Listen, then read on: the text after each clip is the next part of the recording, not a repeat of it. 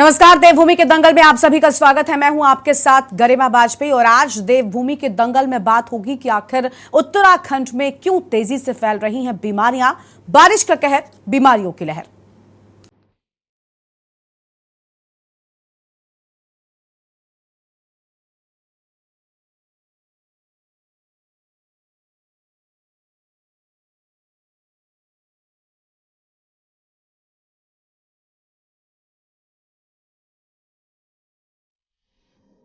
उत्तराखंड में मानसून की तेज बारिश के बीच डेंगू, आई फ्लू समेत तमाम बीमारियों का खतरा बढ़ता ही जा रहा है। अकेले देहरादून की बात करें तो डेंगू के मामले 127 पहुंच गए हैं। इसके साथ ही शहर में वायरल बुखार, डेंगू, टाइफाइड, डायरिया, पीलिया, निमोनिया के मरीज भी बड़ी संख्या में अस्पताल में आ रहे हैं।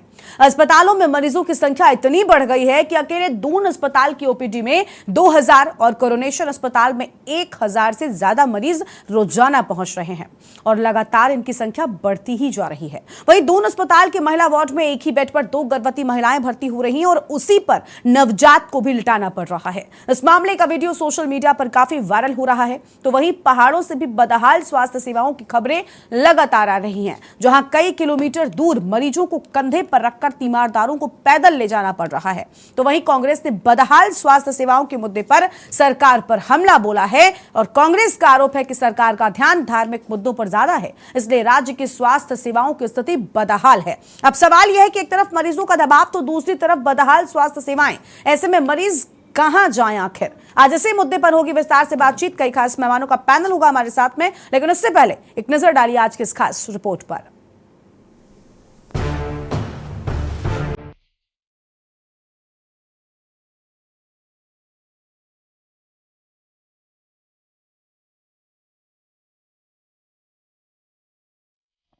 उत्तराखंड में मानसून की तेज बारिश के बीच डेंगू, आई फ्लू समेत तमाम बीमारियों का खतरा बढ़ता जा रहा है।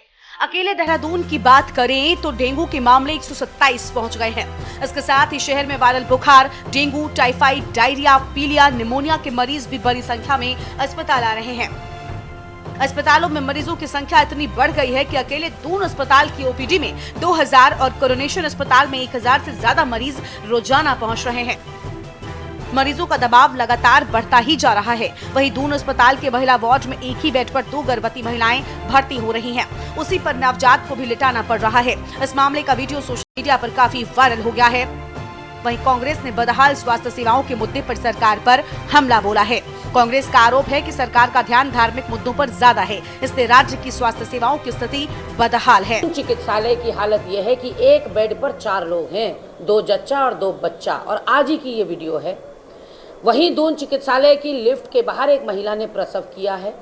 उसके अलावा समाचार पत्रों से ये संज्ञान में आया है कि एम्स ऋषिकेश के इमरजेंसी में स्ट्रेचर उपलब्ध नहीं हो पाने के कारण एक महिला को गाड़ी में प्रसव करना पड़ा।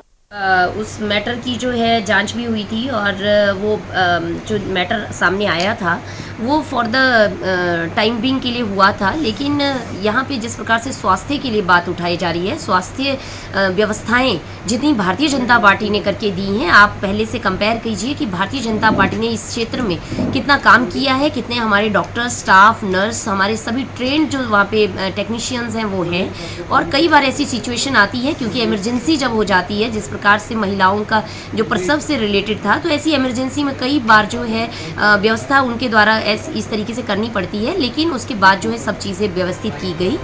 वहीं पहाड़ों से भी बदहाल स्वास्थ्य सेवाओं की खबरें आ रही हैं, जहां कई किलोमीटर दूर मरीजों को कंधे पर रखकर तीमारदारों को पैदल ले जाना पड़ता है।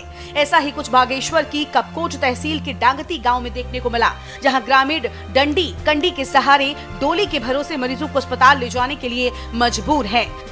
7 किलोमीटर दूर तक मरीज को कंधे पर ग्रामीण लेकर गए। वहीं अब बदहाल स्वास्थ्य सेवाओं के मुद्दे पर विपक्ष के निशाने पर सत्ता पक्ष आ गया है। देखिए, यहाँ मुख्यमंत्री जी का बिल्कुल भी स्वास्थ्य सेवाओं पे बिल्कुल भी ध्यान नहीं है। उनका ध्यान जो है यूसीसी लाने में है और जनता का ध्यान मुद्दों से भटकाने में है। मेरे ख्याल से ये उसी का ही आपको एक उदाहरण मिलेगा कि जो हमारे जो मरीज हैं वो परेशान हैं। एक एक बेड में 2-2 मरीजों जो है आप उपचार ले रहे हैं, जो कि अपने आप में निंदनीय है। यहाँ पे सरकार को जो है ये बहुत ही ध्यान देना चाहिए स्वास्थ्य सेवाओं पे, ताकि जो है मरीजों को दर दर ना भटकना पड़े और उनको एक अच्छी स्वास्थ्य सेवा हमारे उत्तराखंड में मिल सके। देहरादून में और पूरे उत्तराखंड में इस वक्त जो स्वास्थ्य सेवाओं का हाल है, जगह जगह समाचार मिल रहे हैं कि डेंगू की मरीज में इजाफा हुआ है, डेंगू बढ़ रहा है।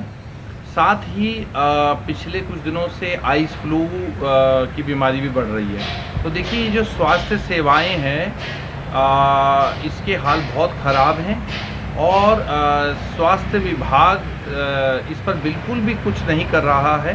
कुल मिलाकर बढ़ती बीमारियों के बीच बदहाल स्वास्थ्य सेवाओं ने मरीजों और तीमारदारों की मुश्किलों को बढ़ा दिया है। ऊपर से डेंगू और आई फ्लू ने सरकार की चिंता बढ़ाने के साथ ही लोगों को भी चिंता में डाल दिया है। हालांकि सरकार ने डेंगू और आई फ्लू के बढ़ते मामलों को देखते हुए अस्पतालों के लिए अलर्ट जारी करते हुए सभी अस्पतालों को तैयार करने के लिए कहा। बावजूद इसके धरातल पर कोई खास असर देखने को नहीं मिल रहा है। उत्तराखंड डेस्क रिपोर्ट, के न्यूज इंडिया। और देवभूमि के दंगल में आज इसी मुद्दे पर होगी विस्तार से बातचीत। खास मेहमानों का पैनल हमारे साथ में जुड़ चुका है, उनसे आपका परिचय करवाते हैं। आज हमारे साथ में रविंद्र कुमार जी हैं, प्रदेश प्रवक्ता हैं, भारतीय जनता पार्टी की ओर से हमारे साथ में जुड़े हुए हैं। आशीष नौटियाल साहब हमारे साथ में हैं, प्रदेश प्रवक्ता कांग्रेस पार्टी की ओर से। संगीता शर्मा जी हमारे साथ में हैं, प्रदेश प्रवक्ता आम आदमी पार्टी की ओर से। और हमारे साथ में डॉक्टर अशांक एरन हैं, बाल रोग विशेषज्ञ हैं। और रविंद्र कुमार जी हमारे साथ में हैं, प्रदेश प्रवक्ता बीजेपी की ओर से। आगे और मेहमान भी हमारे साथ में जुड़ेंगे। फिलहाल अपनी चर्चा की शुरुआत करते हैं। लगातार प्रदेश में जिस तरीके से बारिश के चलते हालात बेकाबू हुए थे, हमने देखा था कि किस तरीके से बारिश और बाढ़ ने आम लोगों को बहुत परेशान किया। लोगों के घर चले गए, लोगों के पास न तो रहने को घर रहा, न खाने को खाना और न ही पीने को शुद्ध पानी। अब ऐसे में इस बारिश के पानी के बाद के जो साइड इफेक्ट्स हैं वो आए। आई फ्लू पहले ही लोगों को परेशान कर रहा है, मलेरिया जैसी बीमारियां लोगों की जान ले रही हैं, डेंगू से कितने सारे मरीज आते जा रहे हैं, लोगों के सामने समस्याएं हैं। रविंद्र जी, क्या तैयारी है प्रशासन की ओर से इन बीमारियों से निपटने के लिए? लोग अस्पताल किस तरीके से पहुंच रहे हैं? मुझे लगता है आपने अगर ये रिपोर्ट हमारी जो हमने चर्चा से पहले दर्शकों को दिखाई है, इस तस्वीर को देखकर समझ गए होंगे। लोग 7-7 घंटे तक, पूरी रात लोग अपने परिजनों को अपने कंधों पर लाद कर अस्पताल पहुंचा रहे हैं। सर, उनके पास कोई व्यवस्था नहीं है और अस्पतालों में जगह नहीं है मरीजों के भर्ती करने की। एक ही बेड पर 2-2 मरीज हैं। गर्भवती महिलाओं में उनके बच्चे भी उसी बेड पर हैं और महिलाएं भी उसी बेड पर हैं। ये हालत है स्वास्थ्य व्यवस्था की। विपक्षी आपके कह रहे हैं कि आप धार्मिक मुद्दों पर ध्यान देते हैं जिनसे आपको लगता है कि वोट ज्यादा मिलेंगे, जबकि जो ये मुख्य समस्याएं, जो स्वास्थ्य समस्या है, शिक्षा की समस्या है, इन सब मुद्दों को दरकिनार कर दिया जाता है। तस्वीरें आपने देख ली है, जवाब दीजिए। देखिए, ये बिल्कुल सही है कि बारिश के दौरान और बारिश के बाद इसका इम्पैक्ट डेंगू का आता है और हमेशा से इसको लेके जागरूकता शासन द्वारा, प्रशासन द्वारा, सरकार द्वारा और ऐसे एनजीओ द्वारा लगातार बताई जाती है, क्योंकि कुछ बीमारियां जो बारिश के दौरान आती है, इसमें जागरूकता ही सबसे बड़ा उपाय है। जो डॉक्टर और जो हमारा हॉस्पिटल है जो इलाज देता है वो तो है ही है, लेकिन जागरूकता से हम बहुत सारी चीजों को के कारण हम जो है उन बीमारियों से के जल्द में आने से बच जाते हैं। जहां तक रही बात नगर निगम की, नगर निगम भी लगातार फॉगिंग, दवाई छिड़कने का, ब्लीचिंग छिड़कने का और तमाम ऐसे उपाय कर रहा है। और हमारी जो सरकार द्वारा जो है इसको जागरूकता को लेकर, डेंगू की जागरूकता को लेकर, आई फ्लू की जागरूकता को लेकर समय समय पर लोगों को गाइडलाइन दे रहे हैं, लोगों से बता रहे हैं, जागरूक कर रहे हैं। लेकिन ये कहना देखिए कि बिल्कुल स्वास्थ्य प्रणाली भारतीय जनता पार्टी के राज में खराब हो गई है, मैं इस बात को बिल्कुल कतई मानने को तैयार नहीं हूं। ये व्यवस्था बहुत लंबे समय से थी ऐसी। आज तो हमारे पास हॉस्पिटल भी है, एम्स जैसा हॉस्पिटल भी है, सोन हॉस्पिटल जैसा एक बेहतरीन हॉस्पिटल भी है। नहीं तो हमने वो समय भी देखा है जब गरिमा जी, अगर किसी को जरा सी कोई बीमारी भी हो जाती थी तो या तो दिल्ली एम्स जाना पड़ता था या चंडीगढ़ पीजीआई जाना पड़ता था। ये 10 साल पहले की बात बता रहा हूं। आज स्वास्थ्य को लेके जिस प्रकार से भारतीय जनता पार्टी ने काम किया है, चाहे लोगों को आयुष्मान कार्ड के जरिए जोड़ा हो, चिकित्सा सुविधा बेहतर करने की ओर सवाल किया हो, तो कहीं ना कहीं ठीक है, इस समय प्रेशर होता है। इसको तो सर सिर्फ इसी समय तो जागरूकता असल में परीक्षा होती है ना, इसी समय तो असल में परीक्षा भी होती है ना। अब बिल्कुल, ये बिल्कुल। कह दिया जाए कि इस समय प्रेशर है, ऐसी स्थितियों के लिए तैयारी कितनी रहती है सर? एक तरफ अस्पतालों में जगह नहीं है, तस्वीरें आपने देखी कि आपके पास किस तरीके के मार्ग हैं और इन मार्गों पर चलने के लिए किस तरीके से लोग लेकर जा रहे हैं, अपने कंधों पर लाद कर लोग मरीजों को ले जा रहे हैं। आप समझिए उन लोगों का दर्द, एक तो परिजन बीमार है, उसके ऊपर से वो उसे समय पर अस्पताल तक नहीं पहुंचा पाते। ये गरिमा जी, पहाड़ों मैं पर ये- व्यवस्था है सर। मैदानी गरिमा जी, क्षेत्रों मैं का यही विकास बताना सब चाह रहा कुछ हूं। नहीं होता, पहाड़ पर भी विकास करना है। अगर आपको जिस तरीके से, अगर उत्तराखंड की बात करें तो सब कुछ क्या देहरादून के विकास को आप मान लेंगे? आप बताइए, आप मान लेंगे कि देहरादून में अगर बड़ी बड़ी बिल्डिंगें आपने खड़ी कर दी, बड़े बड़े अस्पताल खड़े कर दिए, क्या इसको संपूर्ण विकास कहा जाए उत्तराखंड का? गरिमा जी, मैं यही बता रहा हूं, 10 साल पहले देहरादून में भी नहीं था ये, हमें पीजीआई जाना पड़ता था, दिल्ली एम्स जाना पड़ता था। आज हमारे पास एम्स जैसा ऋषिकेश में है, दूसरा एम्स हल्द्वानी में खोला जा रहा है। तो ये कहीं ना कहीं मैं बता रहा हूं कि इंफ्रास्ट्रक्चर को चिकित्सा के क्षेत्र में भारतीय जनता पार्टी ने 9 साल में कितना मजबूत किया है। ठीक है, अभी भी हम उस काम में लगे हुए। ये डांडी कांडी की ऐसा नहीं है कि आज ही आ रहा है, ये बहुत समय पहले से आ रहा है। तब तो वो बेचारे वहां से लेकर आते थे, फिर एक गांव में लेकर आते थे, फिर इंतजार करते थे सुबह गाड़ी मिलेगी, फिर देहरादून लाएंगे, फिर देहरादून से वो बेचारा दिल्ली पीजीआई लेकर जाता था। ये ऐसी व्यवस्थाएं थी कांग्रेस के राज में। आज देहरादून में ये व्यवस्थाएं अगर बनी है तो 9 साल में बनी है। आज अटल आयुष्मान कार्ड की जो फैसिलिटी उत्तराखंड सरकार ने दी है प्रत्येक व्यक्ति को, ये उत्तराखंड ने दी है चिकित्सा के क्षेत्र में। तो ऐसा नहीं है कि मैं कह दूं कि सब कुछ सही है, मैं ये भी नहीं मानता कि बिल्कुल खराब है। ये व्यवस्था है, आगे और बेहतर करने के लिए भारतीय जनता पार्टी की सरकार माननीय पुष्कर सिंह धामी जी के नेतृत्व में लगातार काम होता है चिकित्सा के क्षेत्र में। हम इस प्रकार से, चाहे श्रीनगर में डॉक्टरों की को लेके हमने एक गाइडलाइन जारी की है कि भाई जब हम कम पैसों में डॉक्टर को एमबीबीएस करा रहे हैं तो उसको 2-2.5 साल पहाड़ों के क्षेत्रों में देना पड़ेगा, और ऐसे कई डॉक्टर दे भी रहे हैं अपना समय। मैं ये नहीं कह सकता कि बिल्कुल पूर्ण अच्छी व्यवस्था है, लेकिन ये भी नहीं मानता कि हमने व्यवस्था नहीं की है। हाँ, समय लगेगा, सबको मिलजुल के, ये राजनीति का समय नहीं है, जागरूकता ही बेहतर विकल्प है। इस समय सभी वही प्रोटोकॉल है जो कोरोना के समय में था, हाथ धोए, बार बार हाथ धोते रहे। सर सलाह और जागरूकता कार्यक्रम ठीक है, आप लोगों को सलाह दे रहे हैं, ये ठीक है, लेकिन उन लोगों के बारे में भी सोचिए ना जिन्हें अब सलाह की नहीं बल्कि इलाज की जरूरत है, उन पर सोचना ज्यादा जरूरी है। ठीक है, आ रहे शांति प्रसाद जी, आ रहे हैं आप हमारे साथ में। शांति प्रसाद जी जुड़ चुके हैं अभी जी, वरिष्ठ यूकेडी के नेता हैं। स्वागत आपका भी शांति प्रसाद जी। ठीक है, रविंद्र जी आपके पास लौटेंगे और मेहमानों को चर्चा में शामिल कर लेते हैं। और हमारे साथ में शांति प्रसाद भट्ट साहब अभी भी जुड़े यूकेडी के नेता हैं, कुछ कहना चाह रहे हैं, सबसे पहले उनकी प्रतिक्रिया ले लेते हैं। जी बताइए शांति प्रसाद जी। देखिए गरिमा जी, मैं माफी के साथ बात कह रहा हूँ कि मुझे इमरजेंसी में कहीं जाना पड़ रहा है। मैं अभी अपनी बात रख के हाँ बिल्कुल, इसके लिए मुझे क्षमा करना। अरे ठीक है आप बताएं। देखिए, मैं के न्यूज को धन्यवाद दूंगा इस बात के लिए कि आप उत्तराखंड का आईना बने हुए हैं और हर उस बिंदु को छू रहे हैं जिससे सरकार पर सवाल के पास जवाब नहीं बन पा रहा है। देखिए, कोई एक डिबेट पिछले 1 साल की आप दिखाते हैं जिसमें आपने सरकार की तारीफ करी हो, सिवाय भाजपा के प्रवक्ताओं के अलावा। अब देखिए, ऑल वेदर रोड का ये हाल है कि पहाड़ दरक रहे हैं। ऑल वेदर कम से कम 60-70 जगह से जो है बंद पड़ी है। यात्री सीजन में यात्री परेशान है और देहरादून जाम से परेशान है, ऋषिकेश जाम से परेशान है, और कल ही आपदा में 19 लोगों ने जान खो दी जो है बरसात के कारण। अब आप बता दीजिए कि हर जगह पर सरकार फेल हो रही है, चाहे फिर वो स्मार्ट सिटी हो, चाहे यात्राओं का सवाल हो, चाहे तीर्थाटन का सवाल हो, हर जगह घोटाले घपलों की आवाज आ रही है, जनता मर रही है।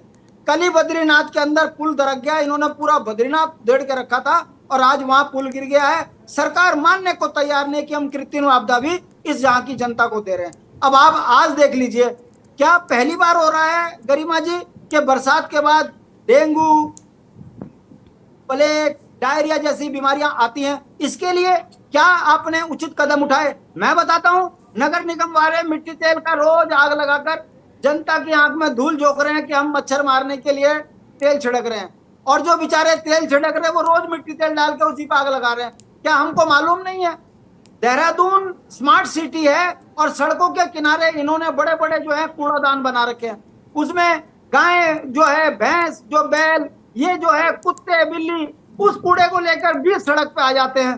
देहरादून की स्मार्ट सिटी की जो गंदगी उत्तराखंड की जनता देख रही वो किसी से छुपा नहीं है। कहने का मतलब है हम स्वास्थ्य व्यवस्था में सरकार की नाकामी को जनता के बीच में लेकर आ रहे हैं। सरकार सुधरने की जगह वाई वाई पे लगी है। हम स्मार्ट सिटी के बेईमानी सरकार की बाहर ला रहे हैं, सरकार समझने को तैयार नहीं है। हालात इतने खराब हो चुके हैं कि उत्तराखंड की अब ये तीसरी पीढ़ी, नौजवान पीढ़ी 9 अगस्त को अपने भू कानून और मूल निवास के लिए सड़कों पे आंदोलन कर रही है। हाँ, भारतीय जनता पार्टी का एक काम बढ़िया है और उधर दर का पहाड़ और जो है युवा धामी जी बहुत अच्छा काम कर रहे हैं। और उत्तराखंड में डायरिया और प्लेग और डेंगू की से जनता है त्रस्त, धामी जी बहुत अच्छा काम कर रहे हैं। अरे भाई, कब तक चलेगा ये नौटंकी? भाई, आप 13 साल से उत्तराखंड में सत्ता में बैठे हो ना, आप उत्तराखंड के बुनियादी कामों पे कर पा रहे हो, ना उत्तराखंड की जनता को किसी क्षेत्र में ये महसूस करा पा रहे हो कि ये जो पार्टी है ये उत्तराखंड के विकास की बात कर रही है। दुख हमको तब होता है जब हम इनसे कहते हैं कि उत्तराखंड के अंदर नौजवान बच्चों को रोजगार दो, ये कहते हैं हम तो यूसीसी लाएंगे। जब हम कहते हैं यहाँ जनसंख्या विस्फोट हो गया, तब ये कहते हैं जनसंख्या संतुलन हो गया, यूसीसी बहुत जरूरी है। अरे भाई, मूल निवास ले आओ, सख्त भू कानून ले आओ, यूसीसी तो बाद में बात करना। तो गरिमा जी, इनका ये राजनीतिक चरित्र रह गया है भाजपा का। ठीक है, जिस किसी भी मुद्दे पर आप डिबेट कर लीजिए, ये इंच मात्र उस पर काम करने को तैयार नहीं है। हाँ, इतना जरूर है, इनको एक रटी रटाई बात सिखाई है। तीरथ जी जिंदाबाद, त्रिवेंद्र भाई जिंदाबाद, आजकल धामी जिंदाबाद। जमीन में कुछ नहीं है। और मैं पुनः फिर कह रहा हूं, आप जैसे चैनल जो उत्तराखंड की हकीकत जनता को दिखा रहे हैं, जनता अब समझ रही है कि भारतीय जनता पार्टी ये उन्मादी पार्टी, 40% के कमीशन खाने वाली पार्टी, ये दवाई बेच के खा जाते हैं, ये विकास का पैसा बेच के खा जाते हैं, सीमेंट गारा तक बेच खाते हैं। इनसे विकास की कोई उम्मीद नहीं की जा सकती और एक दिन भाजपा को इसका जो है बहुत बड़ा पछतावा होगा कि उत्तराखंड की जनता के साथ जो आपने जो अन्याय किया है। ठीक है, ठीक है, ठीक है। शांति प्रसाद जी, अगर आप रुकना चाहते हैं तो रुकिए, अदरवाइज अगर आपको जाना है तो आप जा सकते हैं। शुक्रिया आपका अपनी बात यहाँ पर रखने के लिए। तो हमारे साथ में यूकेडी से शांति प्रसाद भट्ट साहब थे, उनकी ओर से अहम बातें कही गई हैं और मेहमान भी है हमारे साथ में संगीता शर्मा जी, आम आदमी पार्टी की ओर से उनकी राय जानते हैं। संगीता जी, ये क्या हालात है? अभी यूकेडी से शांति प्रसाद जी ने बड़े आरोप लगाए हैं बीजेपी पर। बीजेपी कह रही है हम तो सब ठीक कर रहे हैं, मरीजों का इलाज भी हो रहा है, लेकिन अस्पतालों से जो तस्वीरें सामने आती हैं, कहीं पर डॉक्टर नहीं है, डॉक्टर है तो मरीजों के लिए बेड नहीं है, और अगर बेड है तो कई जगहों पर कुत्ते लौट रहे हैं। सर, बेड या बेड के ऊपर कई तस्वीरें हमने दिखाई हैं किस तरीके के हालात हैं। कोई देखने सुनने वाला नहीं है, हालात बेकाबू हैं, आम जनता मर रही है। मुझे इन शब्दों का इस्तेमाल करना पड़ रहा है, इस चीज को लेकर मुझे भी समस्या हो रही है, लेकिन ये सच है। देखिए गरिमा जी, अभी आपने अपनी रिपोर्ट में भी दिखाया और हम स्वास्थ्य व्यवस्थाओं की उत्तराखंड को लेकर पहले भी बहुत बार डिबेट कर चुके हैं। और देखिए, स्वास्थ्य व्यवस्था उत्तराखंड को बने 23 वर्ष होने के बाद भी आज भी वैसा सुधार नजर नहीं आता जैसा उत्तराखंड की स्वास्थ्य व्यवस्थाओं में होना चाहिए। और देखिए, जिस तरह से पहाड़ी इलाकों की स्वास्थ्य व्यवस्थाएं हैं। संगीता जी, आवाज नहीं आ रही आपकी ठीक से। गरिमा जी, वो तो बद से बदतर है, हमेशा ही वेंटिलेटर पर रहते हैं, नहीं है। ठीक है, ठीक है, बोलिए बोलिए। अभी भी नहीं आ रही गरिमा जी? जी बोलिए, आपकी आवाज आ रही है। देखिए गरिमा जी, मैं कह रही हूँ स्वास्थ्य व्यवस्थाएं जो है उत्तराखंड की हमेशा वेंटिलेटर पर नजर आती हैं। कभी भी स्वास्थ्य व्यवस्थाओं के मामले में जो बार बार ये कहा जाता है कि हमने आयुष्मान कार्ड से जोड़ने का काम किया है, लेकिन गरिमा जी, जब वहां के अस्पतालों में व्यवस्था नहीं है तो उस आयुष्मान कार्ड का क्या फायदा? ये सबसे बड़ा प्रश्न है। जब वहां वो आयुष्मान कार्ड को लेकर कहाँ जाएगा? उसे जाने के लिए भी तो पैसा चाहिए। जिस मरीज के पास अगर इलाज कराने के लिए पैसा होगा तो वो तो प्राइवेट में भी करा लेगा।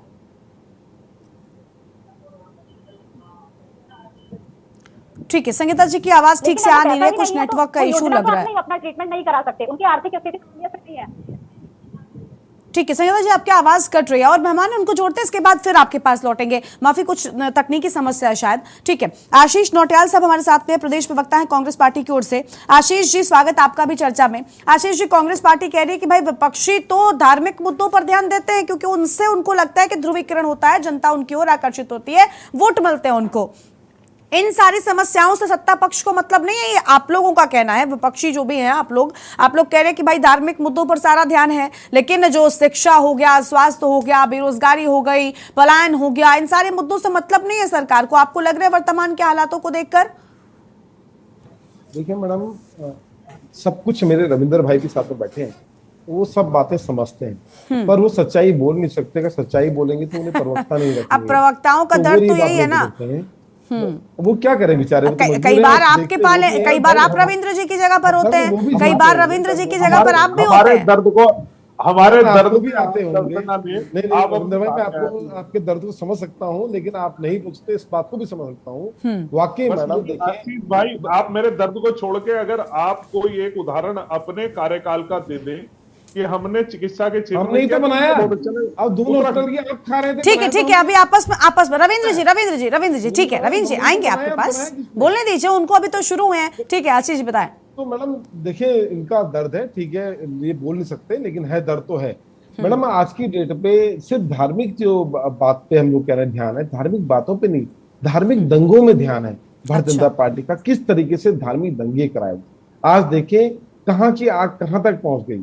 आज पूरा देश जलने को तैयार है मैडम, किस तरह से लोग काम कर रहे हैं। अभी सर उत्तराखंड की बात करते हैं ना, उत्तराखंड में सब ठीक चल रहा है। उत्तराखंड के अंदर भी दंगे हुए थे मैडम, तो आपको कुरुला में भी हुए थे। और दूसरा जहां तक हम बात नहीं करने के अभी नहीं आ रहे हैं, उम्मीद करती हूँ कि मुद्दे पर रहेंगे, उत्तराखंड की बात करेंगे। देश में जो हो रहा है उस पर हम बहुत से डिबेट्स करते हैं, मेहमान आपको बनाएंगे, आप बताइएगा। भारतीय जनता पार्टी ने अभी स्वास्थ्य चिंतन शिविर लगाया, आपको भी पता है, हमें भी पता है, कुछ ही दिन हुए हैं। और वो चिंतन शिविर कहाँ हुआ? 5 स्टार होटल में बैठ के आप चिंता करते हैं कि अरे स्वास्थ्य सेवा पे बात कीजिए आप अपना। ठीक है, वो वही कह रहे हैं रविंद्र जी चिंतन शिविर की बात कर रहे हैं। 5 स्टार होटल में बैठ के अच्छा होता कि आप इन व्यवस्थाओं को देखने के लिए अस्पतालों के अंदर जाते, वहां लोगों से बात करते और वहां पर चिंता करते कि ऐसी स्थिति क्यों है, यहाँ आने वाला हर मरीज परेशान क्यों है, ये चिंता वहां करते। आज मैडम अगल बगल अस्पताल बनाए गए हैं, सरकारी अस्पताल क्षेत्रों में बने हुए हैं, लेकिन वहां डॉक्टर ही नहीं है। एक डॉक्टर है, वही हर तरीके का इलाज कर रहा है, वही स्पेशलिस्ट बना हुआ है स्किन का, वही स्पेशलिस्ट बना है अदर चीज का, एक ही डॉक्टर से सारे इलाज कराने की कोशिश कर रहे हैं लोग। कहीं ना कहीं पेशेंट की हालत को और ज्यादा खराब करके उसको प्राइवेट हॉस्पिटल में भेजने का पूरा काम भारतीय जनता पार्टी कर रही है।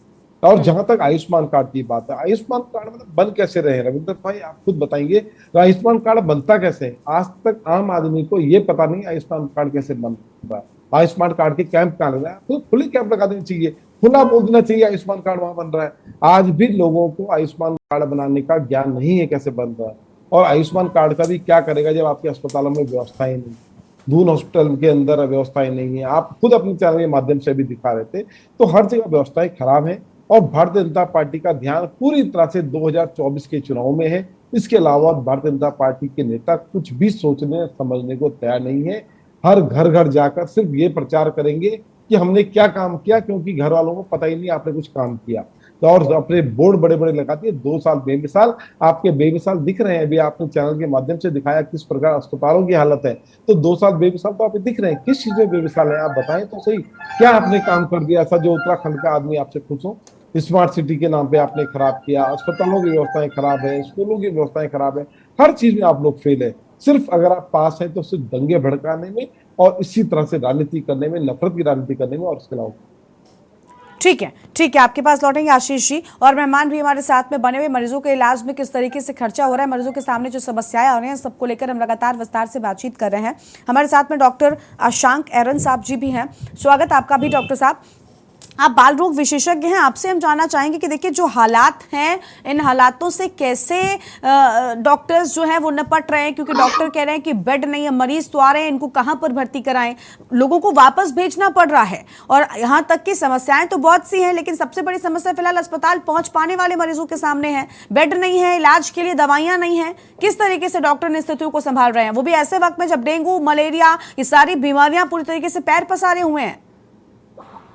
देखिए मैम, ये बीमारियां तो हर साल आती हैं डेंगू की, और इनके लिए हर साल चाहे कोई भी सरकार हो, चाहे कांग्रेस सरकार हो, चाहे बीजेपी सरकार हो, गवर्नमेंट के जो हॉस्पिटल्स होते हैं इंक्लूडिंग दून मेडिकल कॉलेज और बाकी हॉस्पिटल्स में एक प्रॉपर इसका वो बनता है कि हर साल इनसे कैसे निपटा जाएगा, इसके लिए स्पेशल वार्ड बनते हैं और स्पेशल व्यवस्था होती है। वहीं पे दवाई के छिड़काव के लिए भी नगर निगम और ये सब रेगुलर रूप से करते हैं।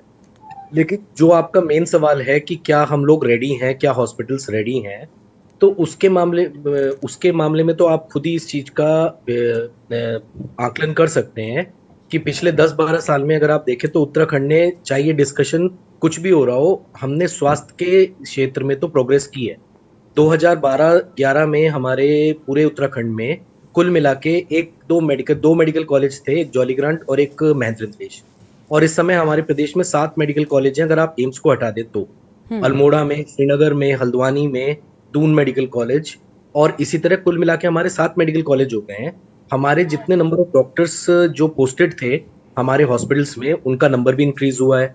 इसका मतलब ये नहीं है कि उनकी व्यवस्था जो है नॉर्मल हो गई है और ऐसी हो गई है कि अब वो बिल्कुल ठीक हो गए हैं बाकी मरीजों के लिए।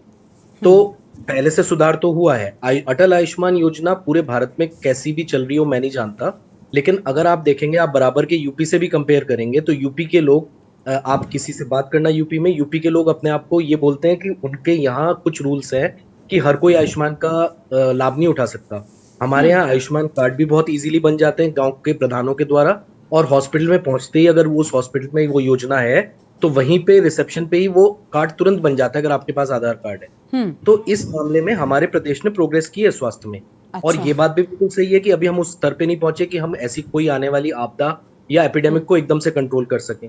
लेकिन ये कहना गलत होगा कि पिछले 10 सालों में, 12 सालों में, 14 सालों में हमने प्रोग्रेस नहीं की है। हमने अच्छी प्रोग्रेस की है। अभी भी हम कुछ चीजों में लैग करते हैं। क्या है वो चीजें? जैसे अभी आपने एक चित्र दिखाया जिसमें वो कैरी करके मरीज को ले जा रहे हैं बहुत दुर्गम जी। तो ये बिल्कुल एक ये बहुत ही दुर्भाग्य है कि ऐसी जगहों पे सरकार को ध्यान देना चाहिए कि मरीजों को हमें शिफ्ट कैसे करें। लेकिन अशांक साहब, कई जगहों से ऐसे भी खबरें सामने आई, जब हमारे संवाददाता अस्पतालों में पहुंचे तो हमने देखा कि किस तरीके से अस्पतालों में बेड पर, एक ही बेड पर 2-2, 3-3 मरीज थे। क्या पर्याप्त अस्पताल अगर होते तो ऐसी तस्वीरें सामने आती? सर, मैं आपसे एक डॉक्टर होने के नाते, एक नागरिक होने के नाते ये पूछ रही हूँ कि एक ही बेड पर 2-2 मरीज और गर्भवती महिलाओं के बच्चे भी हैं, ऐसे में समस्याएं तो हैं सर, इन्फेक्शन का खतरा बढ़ जाता है। तो इस बात का जवाब देता हूँ मैम। हाँ। ये जो है कभी भी ऐसा नहीं होगा कि एक ही बेड पे, जैसा आपने दिखाया है वो तो सामने वीडियो में दिख रहा है बिल्कुल, लेकिन कभी भी ऐसा नहीं होगा कि एक हॉस्पिटल में एक ही बेड पे 2-2, 3-3 मरीजों को रखा जाएगा। ये कभी कभी क्या होता है कि जब कोई वार्ड की सफाई हो रही होती है और मरीजों को उसमें शिफ्ट करने से पहले कुछ देर के लिए ऐसा रखा जाता है। अगर आपके पास बेड उपलब्ध नहीं है, नहीं सर, हमने तस्वीरें दिखाई हैं, हमने बातचीत किया है मरीजों से, जहां मरीजों ने कहा, मतलब बेड तो बेड, मैं ये भी कह रही हूँ कि सर जमीनों में कई बार लोगों को लिटाया गया है और ये कहकर कि भाई बेड नहीं है। डॉक्टर भी क्या करे, मरीज के परिजन कहते हैं कि आप किसी तरीके से इलाज कर दीजिए, भर्ती करा लीजिए। ऐसे में आप सबके सामने भी एक समस्या होती है कि एडजस्ट तो करना पड़ेगा ना। जो बात आप कह रहे हैं वो सही है। में एक तरह से आप इस तरह से भी ले सकते हैं कि वहां पे जो डॉक्टर्स हैं वो एटलीस्ट मरीज का इलाज करने की कोशिश कर रहे हैं, लेकिन ये ना इस तरह की स्थिति बहुत कम आती है। ये एक रेगुलर पिक्चर नहीं है कि आप रेगुलरली जाएं, रेगुलरली आपको ऐसी ही पिक्चर मिले, ऐसा नहीं है। ये कभी कभी देखता है, लेकिन इसमें डॉक्टर्स को और थोड़ा प्रशासन को इसमें अलर्ट होने की जरूरत है कि नंबर ऑफ बेड्स बढ़ाएं। बिल्कुल, यानी आप भी यही कह रहे हैं ना कि देखिए प्रशासन अगर एक्टिव होगा, नंबर ऑफ बेड बढ़ाए जाएंगे, अस्पतालों की संख्या ज्यादा होगी, तो ये समस्या आम जनता के सामने, मरीजों और उनके तीमारदारों के सामने नहीं आएगी। देवभूमि के दंगल में चर्चा जारी रहेगी। एक छोटे से ब्रेक के लिए रुक रहे, कहीं में जाएगा, जल्द लौटेंगे।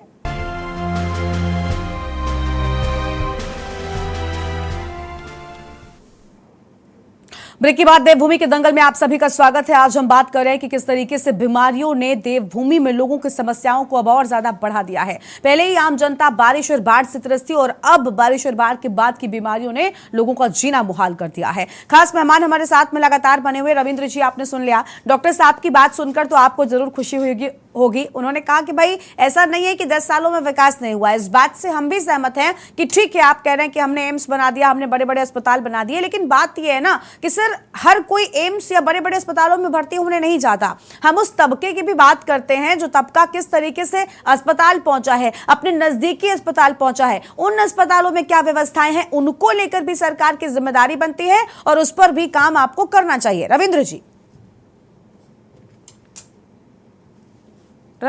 अनम्यूट करें, आपकी आवाज नहीं आ रही है।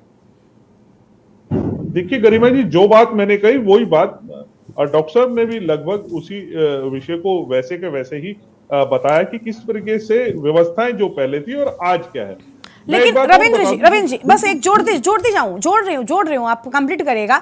मैं मान रही हूँ शशांक साहब ने ठीक बातें कही है कि हर अस्पताल में ऐसी स्थिति नहीं है, लेकिन कई अस्पतालों में ऐसी स्थिति है। हो सकता है उनके अस्पताल में इस तरीके के हालात ना हो, लेकिन इसके साथ ही साथ उन्होंने एक और अहम बात कही थी कि सर डेंगू हो, मलेरिया हो या टाइफाइड हो, ये ऐसा नहीं है कि इसी साल आ गए या बाढ़ बारिश इसी साल हो गई है। हर साल कुछ ना कुछ ऐसी स्थितियां होती हैं और एक सीजन होता है जब बीमारियों की ज्यादा चीजें देखने को मिलती हैं, संख्या मरीजों की ज्यादा हो जाती है। क्या इससे सरकार अवगत नहीं रहती और क्या सर इस लिहाज से तैयारियां नहीं होनी चाहिए? अब कंप्लीट करिए आप। देखिए, मैं बिल्कुल सही कह रहे हैं आप इस बात को। लगातार सरकार चाहे किसी की हो, इस तैयारी को करके रखते हैं। और खास करके मैं भारतीय जनता पार्टी की बात करूं, हम इसके ऊपर विशेष रूप से सीजन शुरू होने से पहले, ये सीजन कहा जाता है डॉक्टर लैंग्वेज में कहें तो, ये सीजन आता है डेंगू का और अन्य कुछ एक फंगस की टाइप की बीमारियां जो होती हैं वो आता है। लेकिन ये किसी भी रूप में देखिए कि ये कहना कि कोई भी व्यवस्था कहीं से कहीं तक कोई सुचारू नहीं है या ठीक नहीं है। देखिए ये टाइम ऐसा होता है जब थोड़ा हमें पीक लगता है कि मरीजों की संख्या बढ़ जाती है, लोगों को चिकित्सा की ज्यादा जरूरत पड़ती है, तो उस समय ऐसी स्थिति बन जाती है कि हॉस्पिटलों में, क्लिनिकों में भीड़ ज्यादा दिखाई देती है।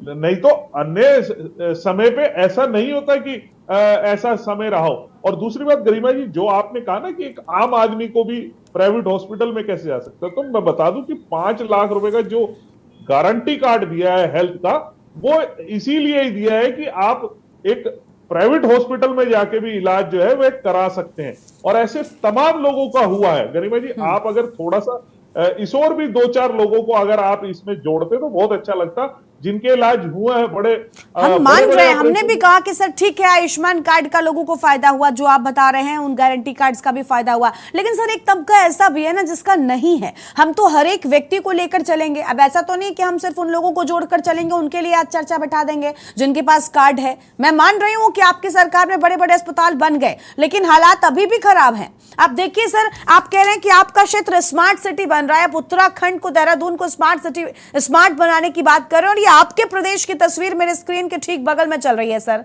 ये क्या बताएगी कि ये शहर स्मार्ट है, ये प्रदेश स्मार्ट है? बताइए आप, एक प्रदेश जहां पर लोग अपने परिजनों को कंधे पर लादकर अस्पताल पहुंचा रहे हैं, वो स्मार्ट प्रदेश कैसे हो सकता है?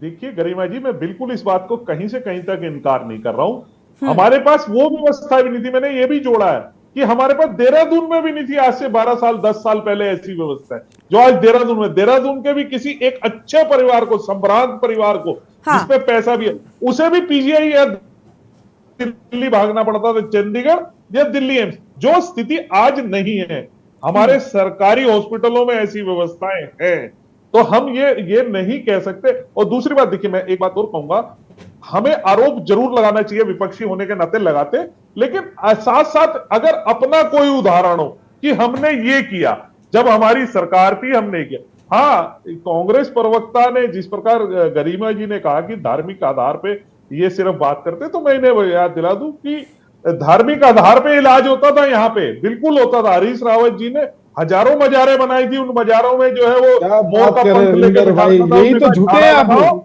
और राजनीति करते हैं, यही राजनीति है आपकी, खुद मजारे बनाते हैं। ठीक है आशीष जी, इसके बाद आ रहे हैं आपके पास, आप कंप्लीट करिएगा, अभी उनको बोलने दीजिए।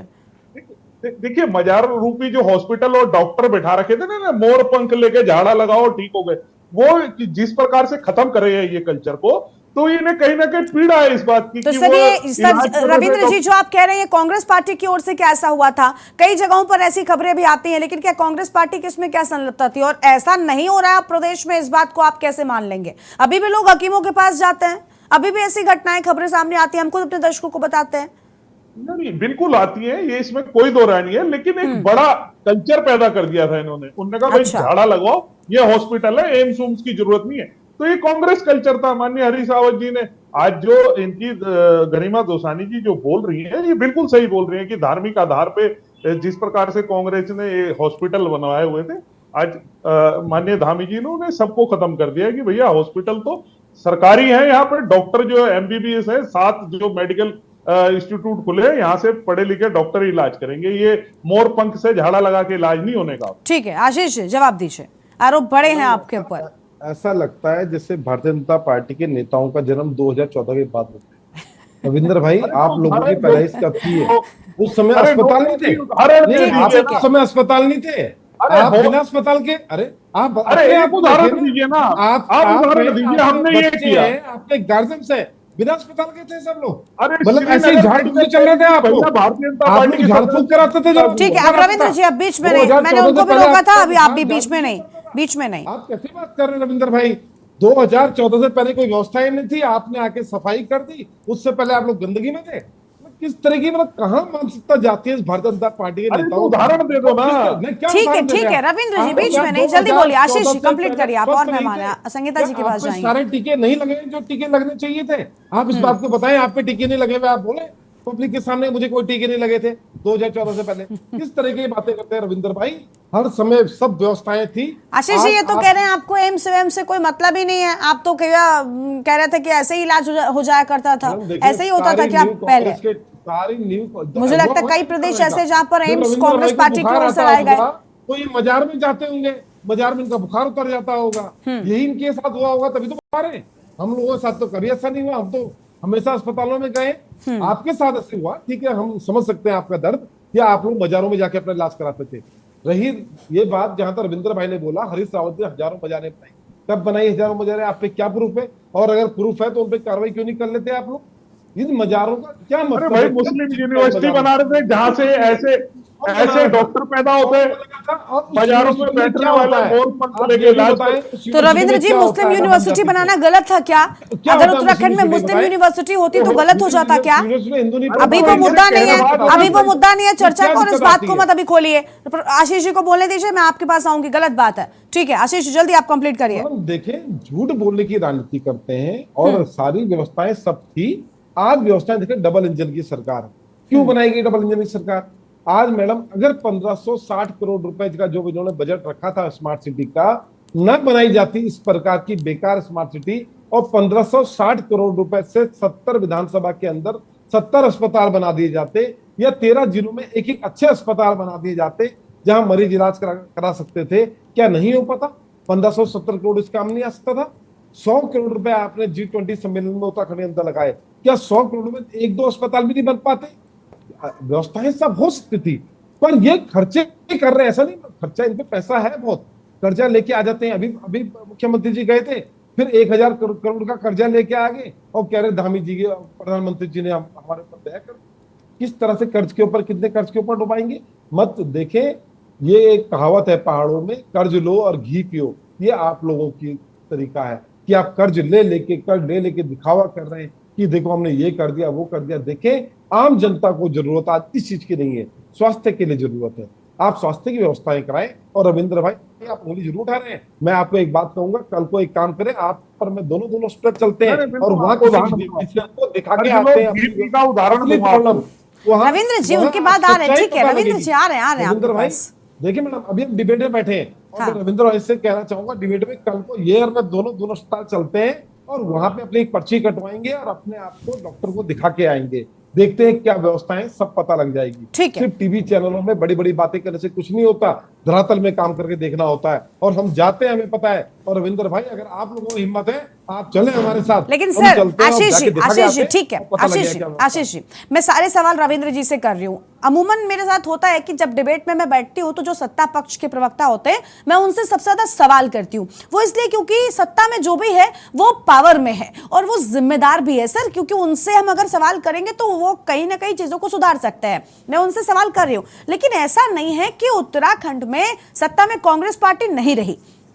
हम मान रहे हैं कि आज भी समस्याएं बरकरार हैं, लेकिन क्या आपके दौर में, क्या आपके कार्यकाल में सभी चीजों को दुरुस्त कर दिया गया था? आज आप भी बीजेपी से सवाल पूछ रहे हैं, लेकिन आप अपने कार्यकाल के बारे में बताइए, क्या कुछ किया गया?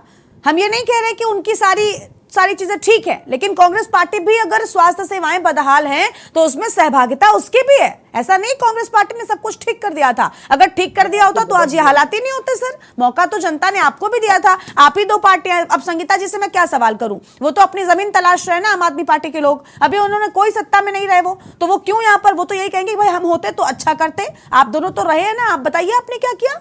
आज हालात अगर खराब है तो उसमें आप भी जिम्मेदार हैं। वर्तमान में रविंद्र जी से मैं पूछूंगी तो सिर्फ देखिए राजनीति में सबसे आरोप पहले- प्रत्यारोप तो आपका, जैसे आप अभी कह रहे थे कि प्रवक्ता होने के नाते उनका दर्द है, दर्द प्रवक्ताओं के पास सबके है। आप भी अपने कार्यकाल के बारे में जानते होंगे, हो सकता है बोल ना पाए, क्योंकि ठीक है आप अपनी पार्टी के लिए यहाँ पर बैठे हैं। ठीक है आशीष जी, आएंगे आपके पास, संगीता जी को जोड़ते हैं। संगीता जी, आपने सुना, देखिए एक दूसरे पर टोपी पहनाने का काम जो है वो जारी है, लेकिन आम जनता इस टोपी के नीचे आ जाती है और आम जनता ही जाती है, परेशान होती है।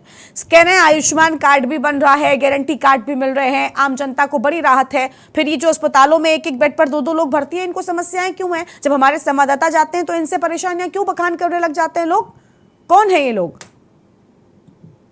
देखिए गरिमा जी, जिस तरह से आपने अपनी रिपोर्ट में भी दिखाया, और ये कोई उत्तराखंड के लिए पहला वाक्य या नया वाक्य नहीं है। बिल्कुल, हमने बहुत बार पहले ऐसी चीजें देखी और उस पर बैठ कर डिबेट की है। पिथौरागढ़ का भी पिछले दिनों इंसिडेंट देखा कि वहाँ हीटर नहीं है, मोमबत्ती पे दूध गर्म करके बच्चे को पिलाना पड़ रहा है माँ को। तो बहुत सी परिस्थितियां हमने देखी है, रास्तों में प्रसव होते हुए देखे हैं, खेतों में प्रसव होते हुए देखे हैं, अभी भी आपने दिखाया अपनी रिपोर्ट में। तो देखिए उत्तराखंड की स्वास्थ्य व्यवस्थाएं हमेशा वेंटिलेटर पर नजर आई है। जिस तरीके से सरकार को काम करना चाहिए था, स्वास्थ्य विभाग को काम करना चाहिए था, वो काम उस तेज स्पीड से नहीं हुआ। जैसा ये बार बार कहते हैं कि हम डबल इंजन की सरकार है, और जनता ने जो भरोसा दिखाया, वो मेन जो जरूरत है जनता की, वो स्वास्थ्य, शिक्षा, रोजगार होता है, और तीनों क्षेत्रों में ही सरकार उस गति में दिखी नहीं है और फेल नजर आई है। और देखिए सिर्फ देहरादून को हम कह दें, हल्द्वानी को हम कह दें, तो गरिमा जी हम पहाड़ों की बात कब करेंगे, रिमोट एरियाज की बात कब करेंगे? आप देखिए वहाँ क्या हालात है। जो मेन हाईवे है, ऑल वेदर रोड टूट जाती है, वो लोग तो सड़क से भी उनकी कनेक्टिविटी टूट जाती है, और जो वहाँ के लोकल हॉस्पिटल्स हैं वहाँ कुछ भी व्यवस्थाएं नहीं है। तो आप सोचिए उन पर क्या बीतती होगी जब उनका मरीज जो है वो सामने है और वो उसे इलाज के लिए तड़प रहा है और वो उसे इलाज की व्यवस्था नहीं कर पा रहे।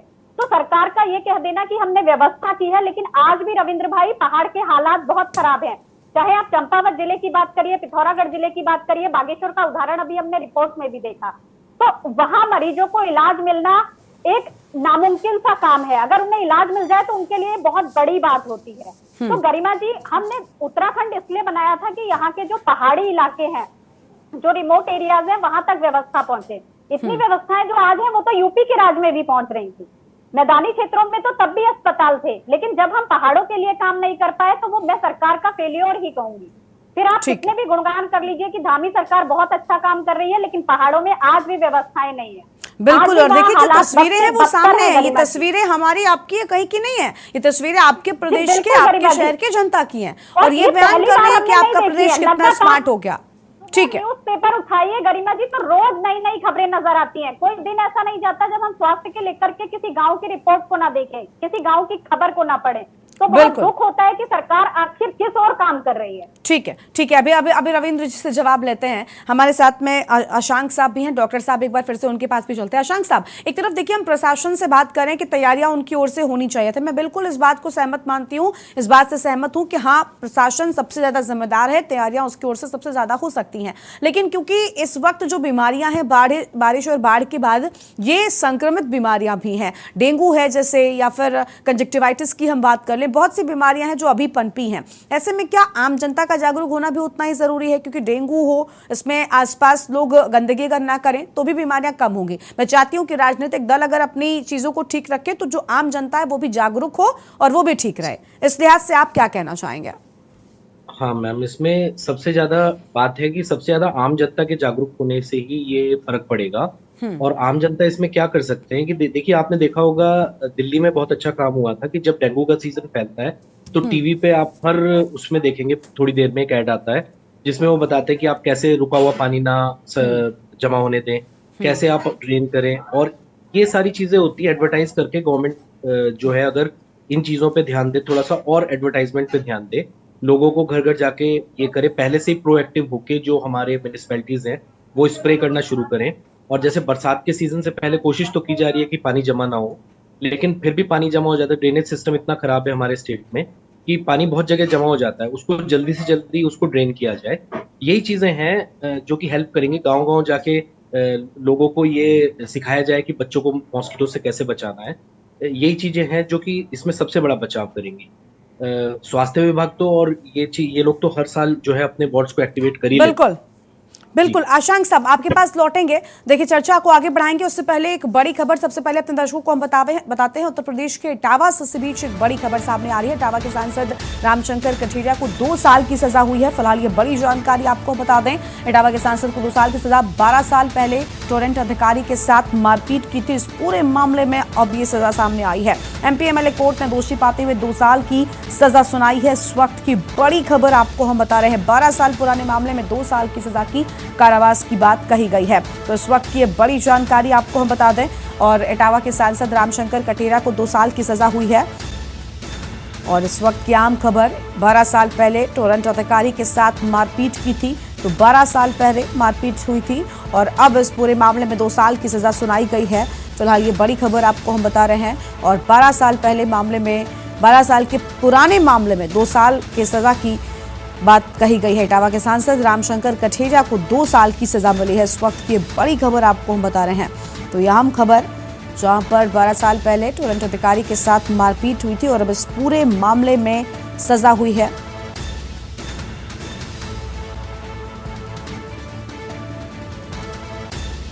तो इटावा सांसद रामशंकर कठेरिया को लेकर यह बड़ी खबर सामने आई है।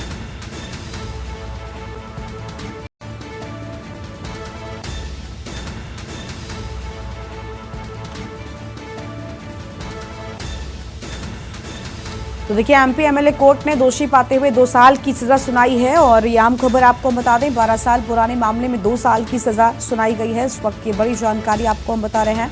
और इटावा के सांसद रामशंकर कठेरिया को 2 साल की सजा मिली है। फिलहाल ये बड़ी जानकारी आपको बता दें, उत्तर प्रदेश के इटावा से खबर, 12 साल पहले टोरेंट अधिकारी के साथ मारपीट की गई थी। और अहम जानकारी आपको हम बता रहे हैं, एमपी एमएलए कोर्ट ने दोषी पाते हुए 2 साल की सजा सुनाई है। और देखिए अगर 2 साल की सजा होती है तो ऐसे में एमपी एमएलए कोर्ट, कई बार एक नियम है कि अगर 2 सालों से ज्यादा की सजा होती है, 2 साल या उससे ज्यादा की, तो ऐसे में सदस्यता भी जा सकती है। अब देखना होगा पूरे मामले में आगे क्या होता है। खैर, देवभूमि के दंगल में वापस आते हैं, अपनी चर्चा पर जाते हैं। रविंद्र जी के पास चलेंगे। रविंद्र जी, आपने सुन लिया होगा, हर एक व्यक्ति को ये लगता है कि ठीक है चीजें, देखिए चीजें आप बेहतर कर सकते हो और हम भी आपसे उम्मीद करते हैं कि आने वाले वक्त में प्रदेश में चीजें और बेहतर होंगी। एक तरफ शिक्षा को लेकर बात कर रहे हैं, लेकिन सर पहाड़ों पर भी कुछ ऐसी व्यवस्थाएं होनी चाहिए ना कि अगर रात बरात लोगों के सामने समस्याएं होती हैं तो लोग कम से कम अस्पताल जा सकें। सर आप सोचिए, अगर आप, मैं या हम में से कोई भी पहाड़ पर कभी गए और इस तरीके की चीजें हुई, कोई बीमार हो जाता है, तो ऐसे में हमारे पास ये साधन नहीं है कि हम नीचे आकर अस्पताल तक पहुंच सकें। आप सोचिए, परिजन कंधे पर लाद कर ले जा रहे हैं। सर किस जमाने की तस्वीर लग रही है। एक तरफ हम कहां भारत को देख रहे हैं और दूसरी ओर अभी भी भारत के एक प्रदेश के एक हिस्से में इस तरीके के हालात, ये सर स्मार्ट तो नहीं कहे जाएंगे। आप भी इस बात से सहमत होंगे, मेरी बताइए अगर नहीं है तो। बिल्कुल बिल्कुल बिल्कुल मैं सहमत हूं आपकी बात से। कहीं ना कहीं ऐसी आई हुई तस्वीरें झंझोड़ती हैं। हम आज जिस युग में जी रहे हैं, ऐसा नहीं होना चाहिए। तो मैंने आपको लगातार जिस बात को बता रहा हूं कि 10-12 सालों में जितनी व्यवस्था हम प्लेन में भी अभी लेकर आए हैं, देहरादून, उधम सिंह नगर, इस साइड में अभी स्वास्थ्य सुविधाएं जो है हमारी पहुंची हैं। इससे पहले 12 साल पहले हम प्लेन में रहने, देहरादून वाले लोग ये सब चीजें भुगत चुके हैं। आज से 15 साल पहले अगर हमारे घर में कोई बीमार हो जाता था, उसे ले जाने के लिए दिल्ली ले जाना माने ऐसा लगता था जैसे संजीवनी बूटी लेकर आनी पड़ेगी। तो ये सारी व्यवस्थाएं थी, धीरे धीरे करके ये हो रहा है। मैं ये कह दूं सब कुछ अच्छा हो गया, ऐसा भी नहीं है, लेकिन हाँ इस ओर बहुत बड़ा कदम हमने रखा है। यहाँ पे देखिए, आपके पैनलिस्ट जितने बैठे थे, चाहे कांग्रेस के हो, आम आदमी पार्टी को, आम आदमी पार्टी से तो हम पूछ नहीं सकते, लेकिन दिल्ली में ही इनका एक उदाहरण अभी कल ही आया। कांग्रेस के एक कर्नाटक के नेता मोहल्ला क्लिनिक देखने आए थे, उन्होंने जिस प्रकार से ट्वीट किया इनके ऊपर कि इनके मोहल्ला क्लिनिकों पे, ये उदाहरण है। फिलहाल ये उत्तराखंड में नहीं है तो ये इनसे हम नहीं कह सकते, लेकिन कांग्रेस से मैंने लगातार 2 बार पूछा, मैंने कहा भाई आपका कोई उदाहरण हो, आप कम से कम एक उदाहरण देके हमें बताइए कि हमने ये बनाया था, बीजेपी वालों ने बर्बाद कर दिया इसे, नहीं तो हमारे समय में तो यहाँ पे जो है ऐसे आते थे। तो इनके पास नहीं है। जो कुछ बनाया है या जो कुछ किया है उसमें और बेहतर करने के लिए भारतीय जनता पार्टी ने बड़ा प्रयास किया। और मैं बता दूं 23-24 में एक बड़े बजट का प्रावधान भी स्वास्थ्य सेवाओं के लिए रखा है। 4217.58 करोड़ रुपए का बजट है स्वास्थ्य सेवाओं के लिए 2023-24 में। एक बड़े बजट को स्वास्थ्य के लिए रखा गया है और आने वाले समय में और बेहतर स्वास्थ्य सेवाएं होंगी, पहाड़ों पे और अच्छा स्वास्थ्य सेवाएं उपलब्ध हो सके, इस ओर भारतीय जनता पार्टी का प्रयास बहुत तेजी से है। क्योंकि सबसे पहले मैं बार बार एक बात को कहता हूं, हर चैनल पे कहता हूं, कनेक्टिविटी। आज हम इस कनेक्टिविटी को कर रहे हैं ऑल वेदर रोड के माध्यम से। ठीक है, अभी मुश्किल सर, है लेकिन कनेक्टिविटी वर्तमान में तो आपकी नजर आ रही है, आप ही देख लीजिए, ये कनेक्टिविटी है सर। और कनेक्टिविटी का मतलब ये नहीं है ना कि सीधा सिर्फ पहाड़ से इस तरीके से जोड़ दिया। पहाड़ों में भी अगर आपके प्रदेश में लोग बसे हैं तो यहां पर भी तो कनेक्टिविटी होनी चाहिए ना। इसके लिए क्या कर रही है सरकार? देखिए, मैं वो ही बता रहा हूँ, कनेक्टिविटी कैसी? सड़कों की मूलभूत सबसे पहले प्रथम है सड़क। अगर सड़क अच्छी होगी तभी तो आपका कोई बढ़िया डॉक्टर या बढ़िया हॉस्पिटल जो है वहां पे पूरा सिस्टम बन पाएगा ना। आज हमारी सड़कें ही नहीं थी। आज मैं बताऊं, यहाँ से पौड़ी जाने के लिए आज से 6-7 साल 8 साल पहले जो था वो 7-7 8-8 घंटे लगते हैं, अब 3 घंटे में पौड़ी पहुंच जाते हैं। तो ये सारी व्यवस्थाएं जो सड़कों के माध्यम से चौड़ीकरण का काम हुआ है, ये सब भारतीय जनता पार्टी की सरकारों में हुआ। अभी भी बहुत मुश्किल है पहाड़ों पे, क्योंकि हमारे पहाड़ ऐसे हैं कि जो दरक जाते हैं उनको उसी प्रकार से ट्रीट करते हुए उनका काम हो रहा है। और आने वाले समय में बेहतर सुविधाएं सारी होंगी, ये हमें उम्मीद रखनी चाहिए। और जनता भी इस बात को मानती है कि भारतीय जनता पार्टी ही ये संभव कर सकती है। ठीक है, देखिए, हम भी यही चाहते हैं कि भारतीय जनता पार्टी काम करे और कम से कम जो ये बीमारियों का खतरा बढ़ रहा है इससे आम जनता परेशान ना हो। और आप पर आरोप जो लग रहे हैं ना कि भाई आप राजनीति करने लग जाते हैं, आप मुद्दे वो उठाते हैं जो आपके फायदे के हैं, आप इन आम समस्याओं को नहीं उठाते। एक आखिरी प्रतिक्रिया आम आदमी पार्टी से संगीता जी की ले लेते हैं, उसके बाद अपनी चर्चा को समाप्त करते हैं। संगीता जी, जल्दी से बताइएगा, वक्त कम है। आप भी क्या विपक्षों के इस बात से सहमत है? और अब तो वैसे भी विपक्ष एक है, तो ऐसे में आपको लगता है कि ये मुद्दे दरकिनार किए जाते हैं? कुछ ऐसी चीजें हैं जिन पर बात ही ना हो, इस तरीके के लिए कई और मुद्दे खड़े कर दिए जाते हैं? देखिए गरिमा जी, जो स्वास्थ्य, शिक्षा और रोजगार है वो एक मूलभूत आम आदमी की जरूरत है। तो सरकार उन मुद्दों पर कम ध्यान देती है और बाकी मुद्दों पर ज्यादा ध्यान देती है, जबकि सरकार को उन मुद्दों पर ज्यादा ध्यान देना चाहिए। और मैं तो रविंद्र भाई से ये कहूंगी कि बरसात के महीने में हर समय ये समस्या आती है, ये पहला वाक्य नहीं है। तो इसके लिए वैकल्पिक व्यवस्था पहले से बहुत अच्छी की जाए, योजना एक बड़े प्रारूप के साथ बनाई जाए, जो जनता को परेशानी हो रही है। ठीक है, यानी आपको भी लगता है कि व्यवस्थाओं को और बेहतर किया जा सकता है और उस तभी जाकर आम जनता को राहत मिलेगी। ठीक है, आप सबका बहुत बहुत शुक्रिया हमारी चर्चा में शामिल होने के लिए, अपनी बात यहाँ पर रखने के लिए। तो देखिए, बुखार, डेंगू, टाइफाइड, इन सब ने आम जनता की समस्याओं को बढ़ा दिया है। पहले देवभूमि में बारिश और बाढ़ से लोग परेशान थे और अब इन बीमारियों से परेशान हो गए हैं। स्वास्थ्य व्यवस्थाएं लचर नजर आ रही हैं, लेकिन सरकार, विपक्षियों का कहना है कि वो दूसरे मुद्दों पर ध्यान दे रही है ताकि इन आम चीजों को लेकर बात ना होने पाए। देवभूमि के दंगल में आज उतना ही। आप देखते रहिए के न्यूज़ इंडिया।